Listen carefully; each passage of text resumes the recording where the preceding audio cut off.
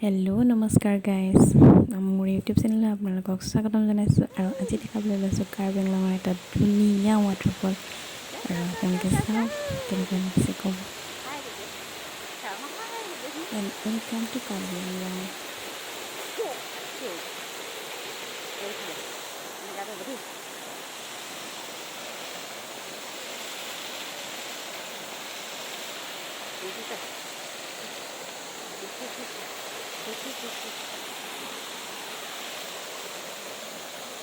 এইফালে চোৱা back side চোৱা, এইফালে চোৱা টুটুলু